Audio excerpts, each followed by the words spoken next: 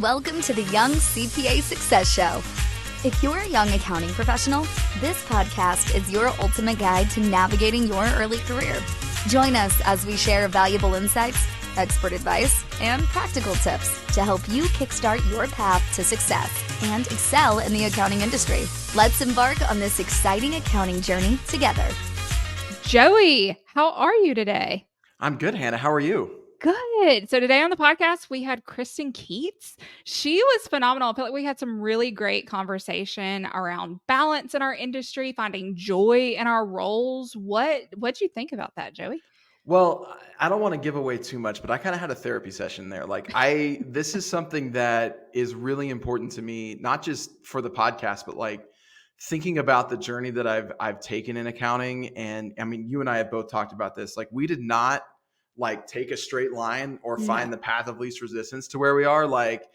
We kind of moved around and bounced around and tried to figure things out. And I feel like if we had had some of this perspective that we talked about and some of the things we talked about with Kristen, I feel like our paths would have been easier. We would have found our place a lot quicker and sooner. And, maybe, I mean, speaking for me here, my 20s might not have been as angsty had I known some of the stuff that we were talking about. Absolutely. I may not have chosen to leave the industry completely and do something different if I'd have listened to a conversation like this or had a conversation like this or felt like I could have trust with my leadership to facilitate the types of conversations that we talk about in this podcast. So if we in this conversation can help one person in their 20s feel more confident about where they are and help them through that and maybe make their path a little more straight than yours and I looked like, then that would be phenomenal. So I'm excited for our listeners to hear this conversation with Kristen and hopefully can take a lot away from this. And you'll probably end up a little bit hungry at the end of it, just forewarning you, because I know that I am right now. Well, and she dropped a really great piece of advice right there at the end for those who are maybe in college or still trying to figure out kind of what they want to do in their life. There was a really nice piece of advice right there at the end that I think is, I mean, it's still applicable to me in the middle part of my career, but especially for those who are getting started or thinking about getting started. Really phenomenal advice there at the end. Kristen, what made you want to pursue a career in accounting? So I had a little bit of fits and starts in my early college life. I had actually started out as a biology major in college. I didn't know what I wanted to do. I don't know. I just finished high school, and so I actually dropped out of college for a couple of years.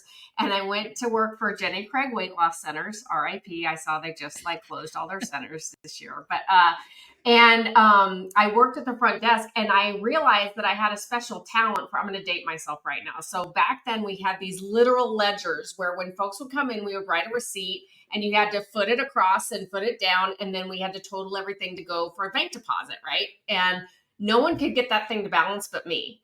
And I'm like, maybe this is my special talent. And I saw that, this is kind of funny too. I saw that the accountants that work for the organization, they got to be in the office and they didn't have to be with these cranky clients that were trying to lose weight, that were mad at all of us. And they got to just do their thing. And that's all they did all day was what I was doing at the ledger, which was the best part of my day. And so that's when I went back to school, got my accounting degree. And even then I saw it as, this is way before, virtual work or anything like that. But for some reason, then I had this vision of this could be something where if I had my own practice, I could do tax returns, maybe even out of my home, maybe I could have a home office or things like that. That's what I saw when I wanted my long-term vision for getting an accounting degree.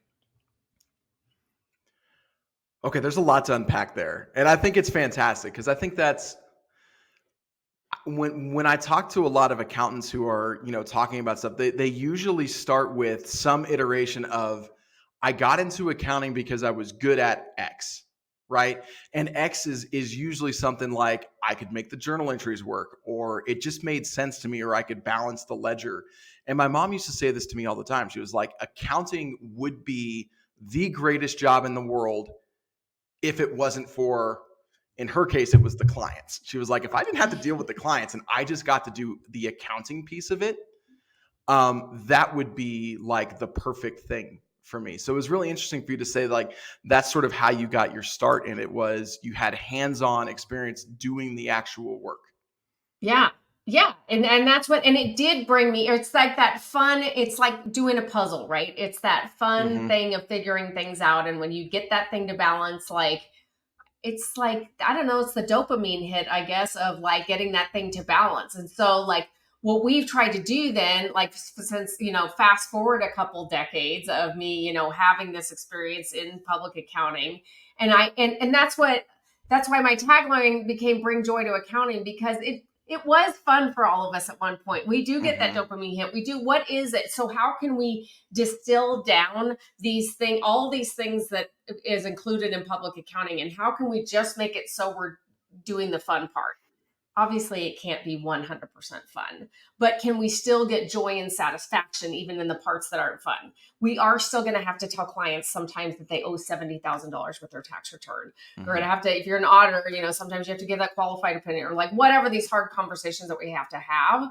But honestly, sometimes if we have good relationships with our clients and we get through those things, sometimes even that can be satisfying. It's like, wow, I had to do that really terrible thing, but at least I could come to it from a place of like emotional intelligence and empathy and be there with my client who appreciates me. And we got through it, and I helped them work together a plan to fix it.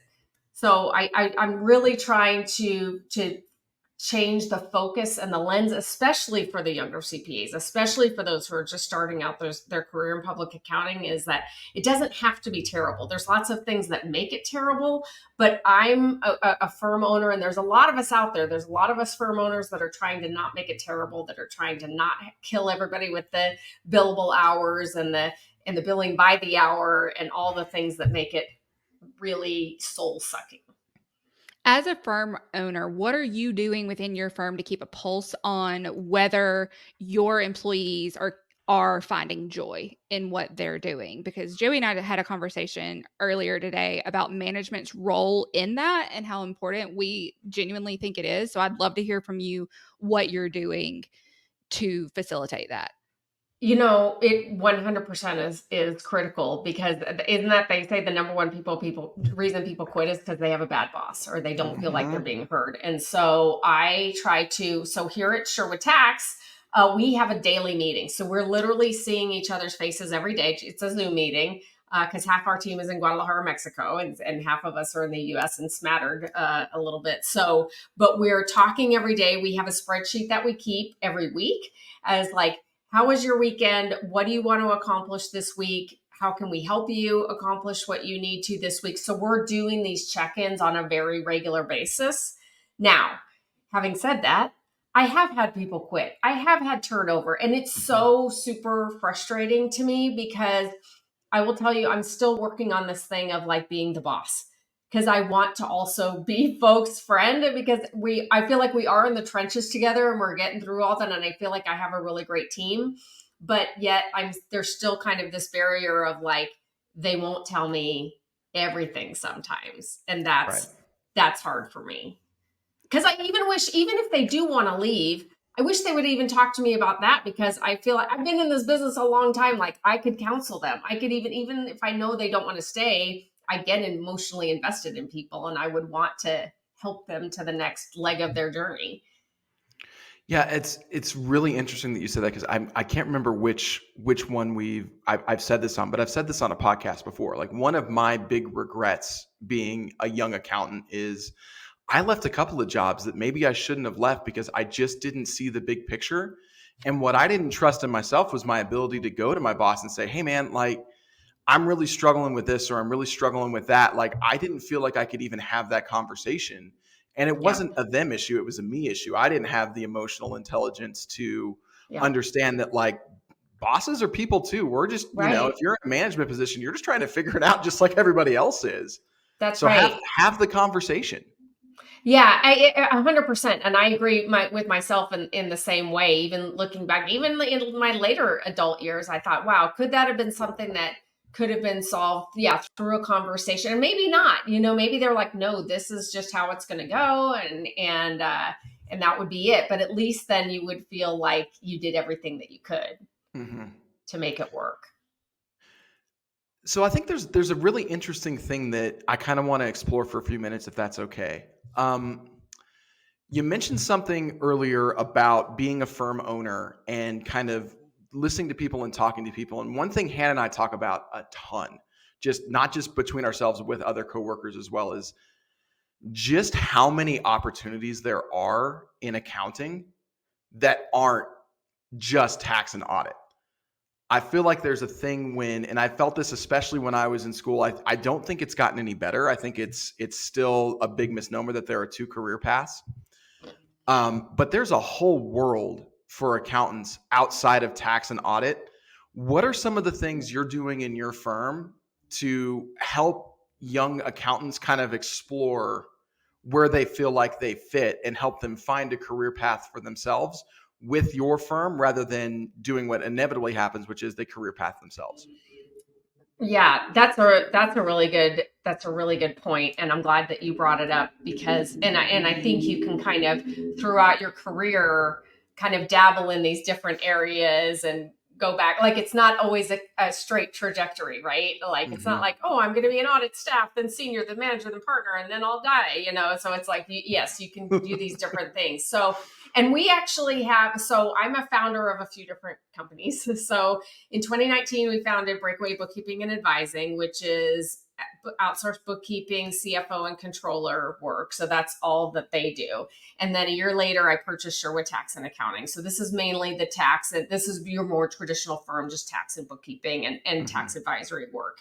And then we have Cadencia, which is our outsourced staffing agency based in Guadalajara, Mexico. And so, yes, I always try to tell people, like, not only do we have this kind of ecosystem that we've created by our, core companies, but right, you could potentially, what I would love to see, what the next thing I would love to nurture is folks that really love technology. Like, go explore all those apps and really like that. There should be really a technologist or a technology savvy person in every single firm that really geeks out over what that next app is, still having an understanding of the tax or the audit or the bookkeeping or whatever the functions are that we're doing. Like, that's a hugely valuable role, in my opinion, to just be it, because a lot of folks shy away from that, because a lot of folks are change averse. They don't like trying new things. So if you can find that person that is interested in it, like, that would be super cool. But yeah, there's so many things that can be done with our skill set that isn't just grinding out the tax returns, doing the audit checklist, and those things. Yes. I know that if I could have gone back and told my 20-something-year-old self that there were so many other options other than just audit or tax, because I worked as an audit intern, one of my very first accounting jobs, and I was like, this is not the life for me. Like, I do not want this for myself. It does not bring me joy. And I beat myself up about that, because I was like, should I be finding joy in this? If this is what I've chosen and what I want to do, like, should I find joy in this? I don't. And I wish I could go back and tell my 20-something-year-old self that. So if you could go back and tell your 20-something-year-old self a piece of advice specifically around finding joy in your career, what would you tell yourself? Well, one of the things I would tell myself is that there's a bigger picture, right? So yeah, when you're doing these tasks as a staff person, it's the grunt work. As an intern or a staff person, they're giving you all the lowest level stuff. But keep an eye on what the seniors and the managers are doing. And I would also, my partner Martin gave a really good piece of advice once, and he said that every single time he met with a client, he pulled in a staff person, even just like a random staff person. They didn't have to speak, they didn't have to do anything, but they got to just see how that client conversation went.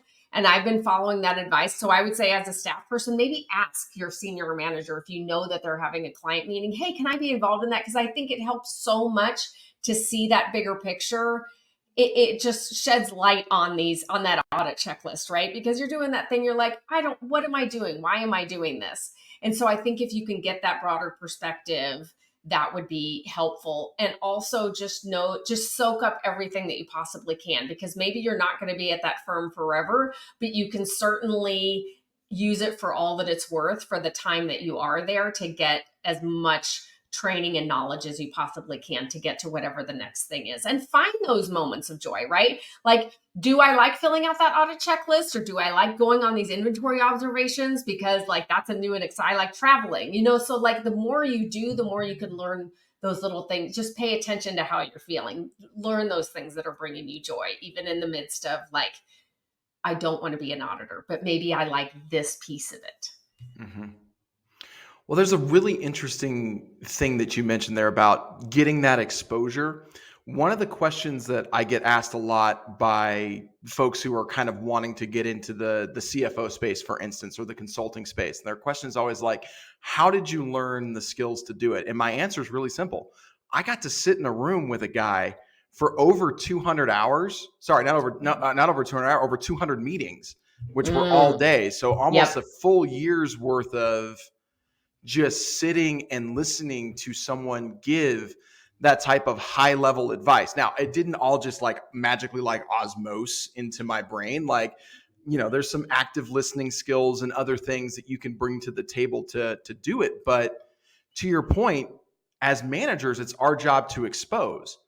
And if we get, somebody who decides, okay, I'm going to actively invest in this exposure, that's a beautiful, beautiful thing, because now you are creating the system and the process to allow someone to kind of manifest something beyond where they're going. And that person's going to take a lot. Like, I don't tell that individual enough how appreciative I am of the work he did. Although I did get an opportunity to say that to him last year. And it was a very lovely conversation, because I got to say, hey, I see what you were doing there and I appreciate it. Yeah. And it's so crucial. It is. And I think you have to be a lot more intentional in a virtual environment about it, especially, it happens all the time because I have my Calendly link. So clients will schedule me on Calendly and I'll just go and I'm like 5 minutes before, I'll be like, oh, wait, I want Elizabeth should be on this meeting because she prepared the tax return. So I'll be like, be on this meeting. So you have to think ahead more, because I can't just go grab her and pull her in the meeting. She's in Guadalajara, I have to just think ahead a little bit more, but it's totally worth it to have that intention around it. One of the things too that I think is really important, and this is something that I didn't really learn about myself until I invested a significant amount of time in some therapy and some other things to kind of learn a little bit about. You hit on a key word for me, which is emotional intelligence. And I've talked to people about hiring, and I'll say, look, I don't think you should necessarily hire for skills. Skills are important, but if you can hire for emotional intelligence, that is going to solve so many more problems than just getting the right skill person in the room. What are some things that you've noticed as a firm owner, but also as someone who's kind of clearly risen through the ranks and developed your own skill set of emotional intelligence? A, I guess, why don't we teach that more in college? And B, if we're not teaching it in college, how can somebody who wants to become more emotionally intelligent maybe go about doing that? That is a really good question. So I think of, like you hit on one point earlier, which I think listening is huge. Actually listening to clients or staff without necessarily thinking about what you're going to say next. I see a lot is when I was younger at my previous firm, and I'd be sitting in a meeting with these partners, I would just watch the client's face as some of these partners I felt like they were just talking to hear themselves talk, and just show how smart they were. And they had to be the smartest person in the room. And I would see the client's face, just kind of smiling and nodding, but you could tell they had no idea. And this partner sitting there with a big smile on his face, so satisfied with himself. And I'd be like, did you get what he just said? There was a lot of words that came out there, but it's really important because we'd be talking about, stuff having to do with their taxes or things like that I felt like it was important for them to understand. So I think listening, watching facial cues, checking for understanding, and then really, that empathy too, of putting yourself in that client's shoes of so when I have to make that call to tell the client that they owe a whole bunch of money in tax or these things, I try to, it's not fun, but I try to anticipate what they're feeling because I think if you can validate folks, but even if they're mad at me, why didn't you know this? What happened? And say, I totally understand why you would feel that way. And I'd be so mad if I was you. And, I feel like that piece is missing. Now, how do you train somebody to do that? We absolutely should be training folks to do that. I think having them in the meeting helps, but I don't know. Is it one of those things that you have to be receptive to it for sure? I don't know if you necessarily have to be pre-wired for it or anything, but you have to want it. You have to want to learn those things. But it can make you better. It'll make you better with your clients. It makes you stickier with your clients if they think that you have empathy toward them. I mean, in my mind, it makes you more successful if folks can perceive that emotional intelligence. I think that's easier for some people than others, especially whenever it comes to client relationships, because I find a lot of joy in my client relationships. Like I find a lot of joy in connecting with people and helping people in that way through that connection just adds a layer of trust that I wouldn't have otherwise.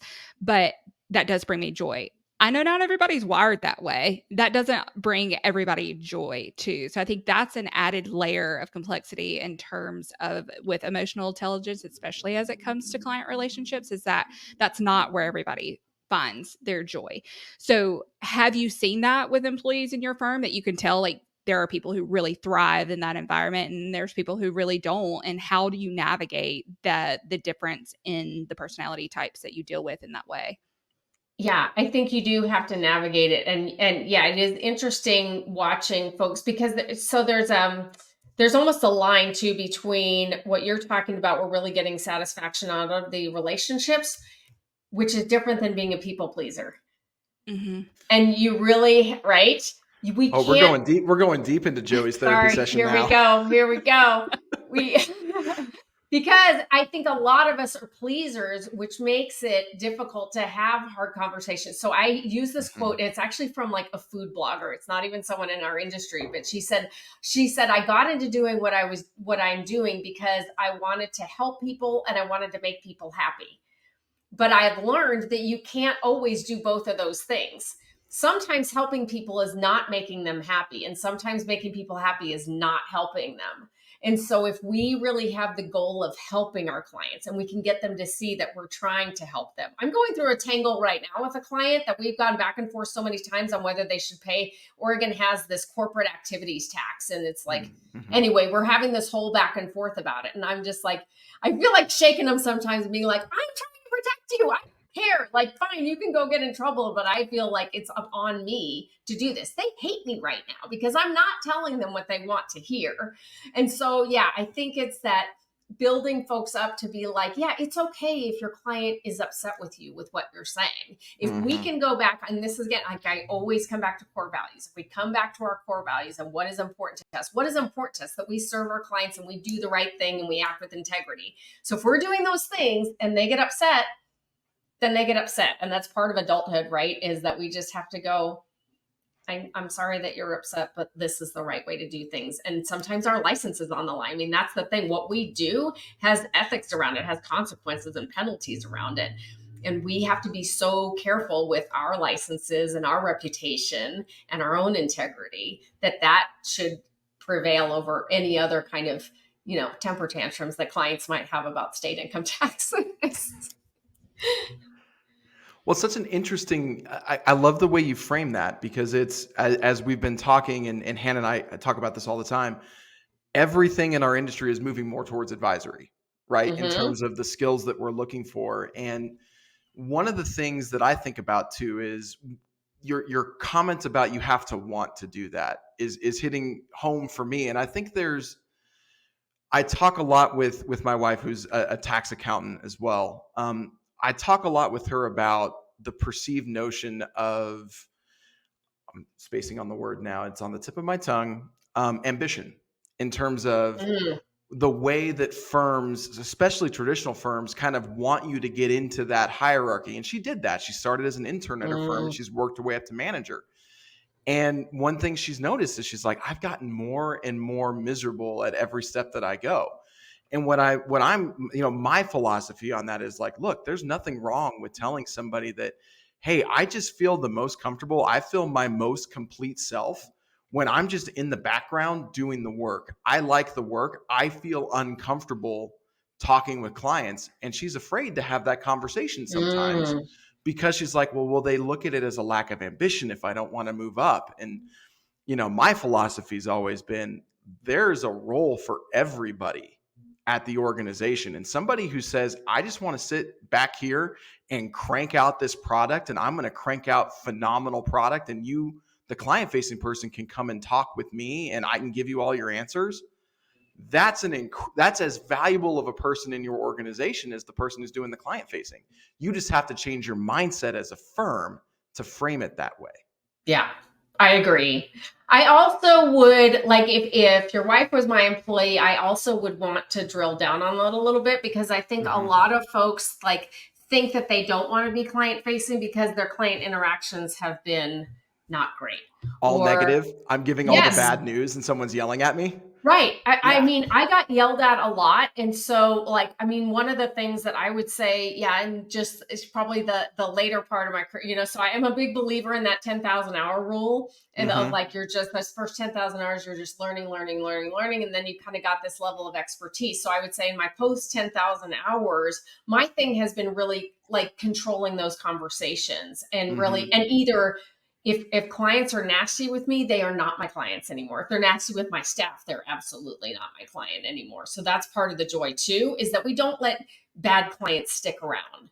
And so that could be part of what these negative client interactions are about. But then the other thing is just controlling the conversation. Like I was saying, like if I have to give bad news, if I do it with empathy, if I do it in the right way, if I, if I have that relationship with that client, then that can make things easier. So I would definitely, before I said, oh yeah, you're just not meant to be a client facing person, I guess I would just want to like drill down on that a little more, because if I'm honest, like I feel like we're going in the direction, technology is moving so fast, that like, I think the cranking out the work part is going to be less of the value prop that we as human being accountants are providing. Correct. It is going to be that client service part. It's going to be that interaction that's where we're going to give the value. And so, yeah, I would just caution away from just throwing the baby out with the bathwater. So to follow up on that, how would you as a firm owner be looking for someone in your staff to come to you with that type of feedback and say, hey, I'm struggling in this role? And part of it too, I think is we have a tendency as accountants to promote based upon skill. And then as you move up, we forget, oh man, like just because that person is really good at preparing tax returns and understands the process doesn't mean that we've equipped that person with the knowledge on how to be a leader and how to be a manager. And to your point, how to have these types of client interactions. How would you be looking for somebody who maybe like my wife feels a bit stuck in that role and wanting to have that conversation with their leadership team about how to get out of it, but doesn't know how to do it? I think if nothing else, it sounds like this is maybe like a bigger firm that maybe has more kind of structured, a more structured organization. So I would think if nothing else, in that annual review process would be a good time to bring something like this up. Now, the way I operate is that another one of our core values is transparency. And so we took a lot of time last year to develop really well-worded role descriptions for each function in our firm. Now I'm a small firm, so we're only 8 people total. That's a pretty small firm, as opposed to a regional firm where you think that there would be more opportunity for these different types of roles. And so I think, especially now when accountants are so tough to find, like I would think that when it's a choice between, I'm speaking as a firm owner, and I know not all firm owners feel this way, but if it's a choice between keeping my valued employee who does a great job and could still be of value to the firm versus letting them go because they're not, getting joy and fulfillment out of their work, I'm going to do whatever I can. And so I think that, talk about like things to tell your younger self. I think that would be something that I would say to the young folks is like, they want you to stay. Your boss wants nothing more than for this to all work and for you to be happy and a satisfied employee. So I think I didn't realize that, because a lot of times it does, like all we see are the review points. All we see are the things we're doing wrong, and the negative things and being told things like, well, I couldn't give you a 5 because that's perfect and nobody's perfect. So I'm going to give you a 4 on your, evaluation. We hear stuff like that all the time. We're not hearing things a lot of times that build us up. So I would just encourage that, again, human to human, that conversation of like, hey, like you said, I am really struggling with this part of the job. So I need that to get better, or can there be a role for me that is less, that is there a path for me at this firm? Maybe there's not, but it's good to know. And it's good to kind of get that out in the open. And I can't imagine that a reasonable person would have hard feelings about just someone being honest and transparent about where they are, especially at a manager level. I mean, that's a person who's shown commitment and ambition and value to that firm. Well, and it goes back to the fear, right? Like there's still an underlying fear there of like, I just don't, whether it's we haven't invested enough in the relationship to where we feel comfortable having that difficult conversation. I mean, that's the thing that was tough about me coming to Summit Anders is, I was with the firm for all of 3 weeks before Adam Hale told me that the merger was happening. I was like, oh, you couldn't have mentioned this at any point in the last 3 months when we were talking. But,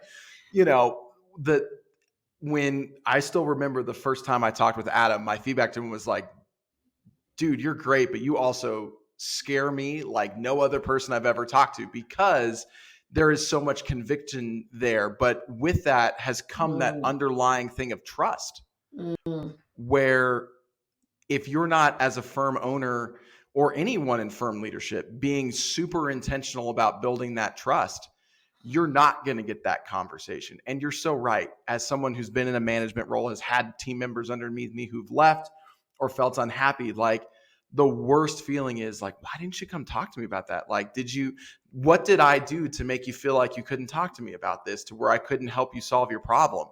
That's the most defeating part about being a manager. So I love that you said that, because that's so key. Yeah, I agree. And you know what? The other thing is like, we're a pretty tight knit team. So I've been vulnerable with my team about, when this last one left, it hurt. And I told them that it hurt. And I'm like, team, please come talk to me. I know you might be like worried or scared or something, but like I could have helped. Like I said, I could have helped her. I could have helped her as she was going through this decision, even if it didn't mean that she would stay working here. So honestly, I think it was a bad decision. I feel like, especially earlier in my career, I find so much fulfillment in my role, especially, and like I want and seek joy in everything that I do, that especially earlier in my career, whenever things didn't feel good, it was like, ooh, like I'm not finding any joy. And I feel like now in my mid 30s in my career, I realize that there's got to be a balance. Inevitably, like we said earlier, not everything's going to feel good all the time. Not every client conversation is going to be a good one all the time, but there's got to be a balance. Like if I look at my calendar and my schedule, like there should be a balance of meetings that I look forward to going to and meetings that I just don't look forward to going to. And what would you say that balance looks like for, especially for your employees and for yourself? Where's the happy medium? Because I know there's got to be one, and we have to be advocates for ourselves for that. And especially, I think, going back to the trust, like having trust with our leadership to be able to go to them and say, like, the bad's really outweighing the good here now. Yeah. And how do I fix that? What does that conversation look like? Yeah. So, again, I think it really sucks that there's a shortage of accountants right now, but in a way, it also lets us be very picky about who our clients are. So right now, I'm one of my admin team, God bless her. She's literally putting all of our clients in a spreadsheet, putting what we billed them, the hours that we put into it. And then we go through and rate those clients, and everybody goes through, receptionists, staff people, everybody. And because I really don't want, when you talk about the meetings that you don't want to have, gosh, here's the thing for me. It's hard for me to be a good advisor to someone that I don't personally like. Oh, yeah. It's really hard for me to feel like I'm going to fight for you and I'm really going to like do everything that I can to get your tax down. If you're kind of terrible to me and you're rude to the receptionist when you call, like, why? So then it makes me think, well, then that's on me, that they shouldn't be my client. If I can't do good work for them, then they shouldn't be my client. And I think it's a very privileged place that I'm at, where I am in a spot where I can cull out the lower value clients, bring on higher value clients. And I make it real clear. I am very quick to lay down boundaries in a nice and positive way about how we work. This is how you get a hold of us. Do not always send emails to Kristen because you are not going to get a response. This is how we work. And the new folks are like, great. Some of the ones that were under the previous regime before I bought the firm, those are the hardest ones to get to come along on the boundary journey. But we're getting there. 3 years in, we're getting there.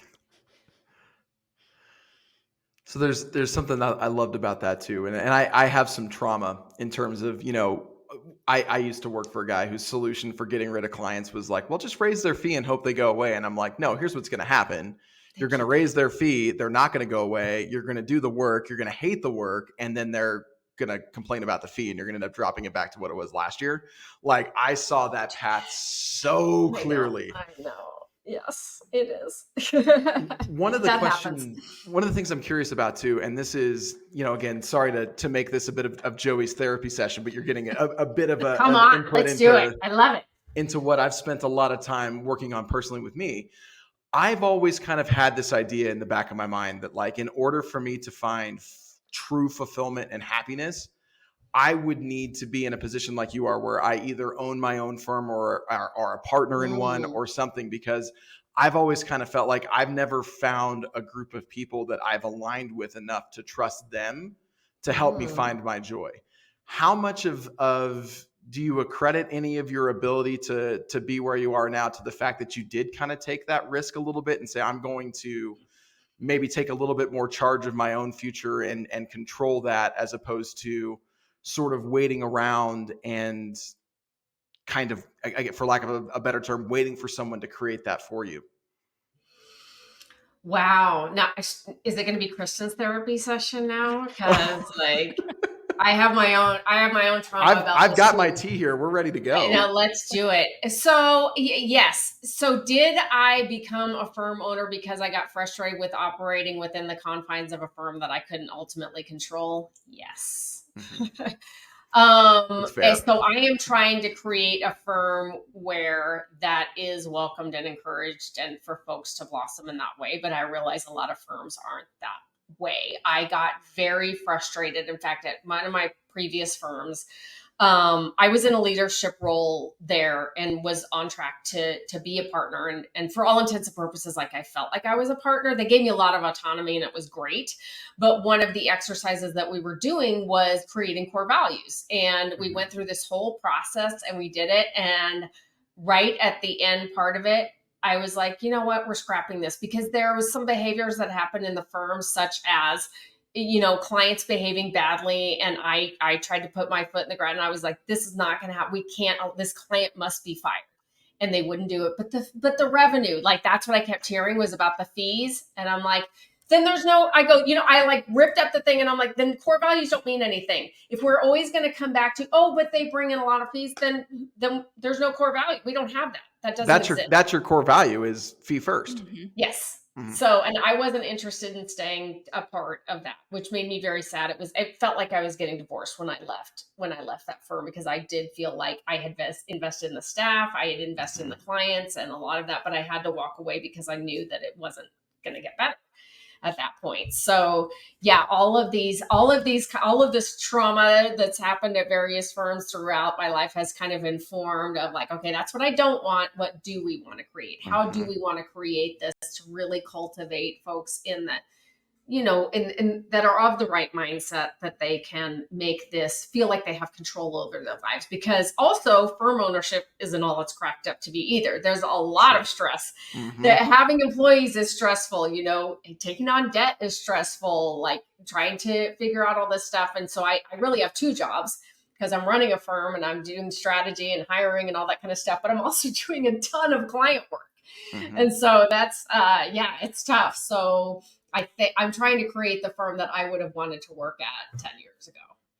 Well, I think your point there is really interesting about, some of this is, and I'm sure there's firm owners who might come across this, maybe someone from our firm would come across this. And I think it's worth bringing up the fact that, as you're kind of cultivating this and creating this, there are people in your firm who want to rise and want to grow. And we talk about this all the time. If you don't provide a path for them and let them see, like, here's what your ambitions are, here's, hey, I want to be a decision maker in this firm, I'd like to have some equity, like I have other things that I want to do, like, be intentional about finding a way to provide that for them. And that's, if you can invest in that very early in one of your staff members, like, you're going to have a staff member for life, maybe even a partner eventually. So I love that you're really being intentional about that, and trying to create a space and an opportunity for your staff to, for lack of a better term, inform you on how they want to grow.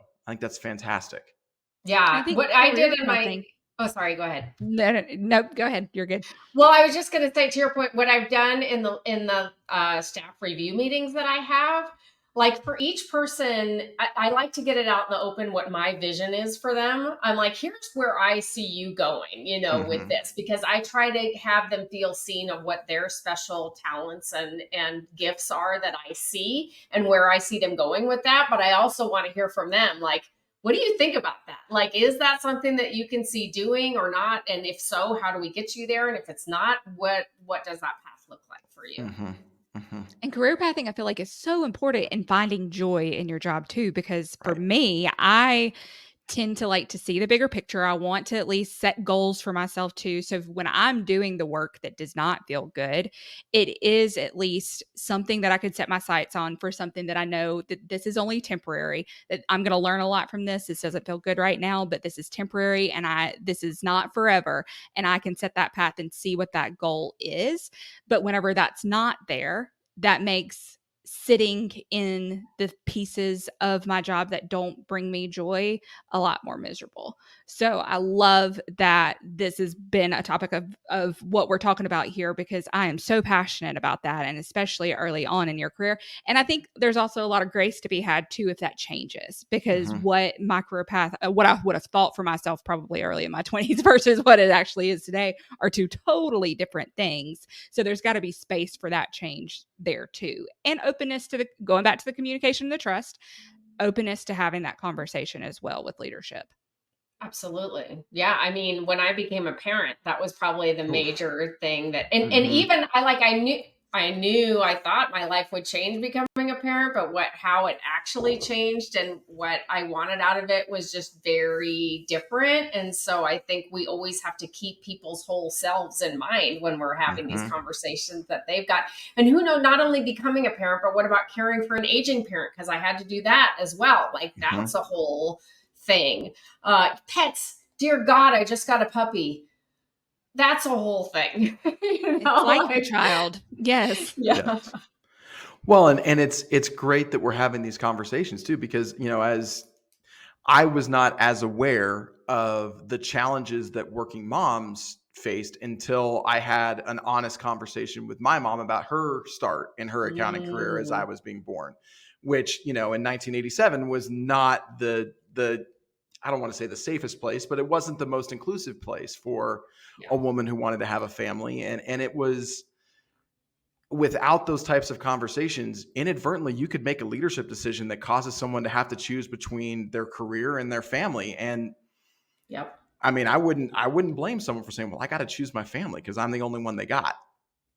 Yep. And that's so great that you're having that conversation with your mom, because I got to tell you, I think a lot of, and I'm sorry, but especially male leaders, they have wives that take care of many things in their life. And I always say, if I would have had a wife, I would have been twice as successful, because if you've got someone taking care of all the home stuff. I mean, I was a single mother for most of my career.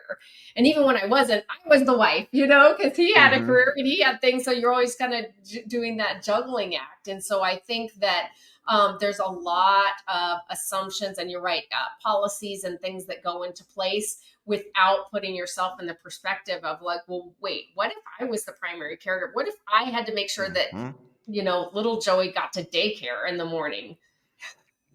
That's the whole thing. I might have that meeting at a different time, you know? Right. There was a time in my life I would never take morning meetings because it doesn't matter what time the meeting is. Someone was going to throw up on me. Someone was going to have a tantrum going to school. Something was going to happen. And I knew that but at least I had that flexibility to be able to say, I can't do meetings before 11 or whatever it was, you know? Well, and that's why we need that perspective in the leadership rooms of every company. Cause I mean, there's, you know, and our company is better than most, but there's still some meetings that I look at the calendar and I'm like, y'all, this is a 6:30 a.m. meeting Pacific time. Like, what if we have a leader who's here and they live in California?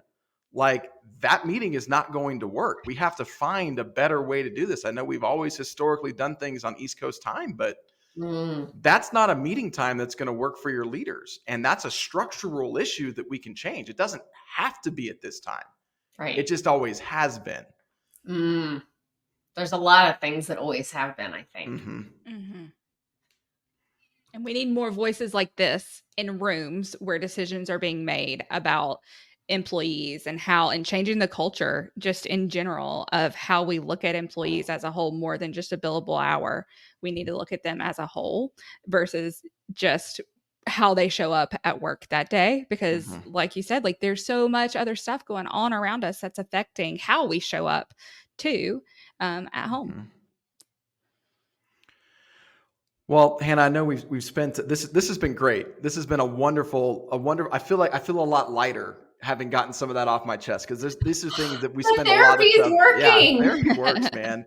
But I wanted to end on something a little bit lighter that we kind of touched on, you know, at the beginning of the show off air, that I think is just really fun to kind of learn a little bit more about people. So one of the things that we talked about loving in being a distributed firm is that I feel like I've got friends all over the country now that I could go visit and see. And for me, all vacations begin and end with food. Like, I will plan vacations around where I'm going to go get the best food. So what I would love to hear from you first, Kristen, is, you know, in your part of the country, like, what are the things that those of us who are visiting, like, what's the must do on the food list?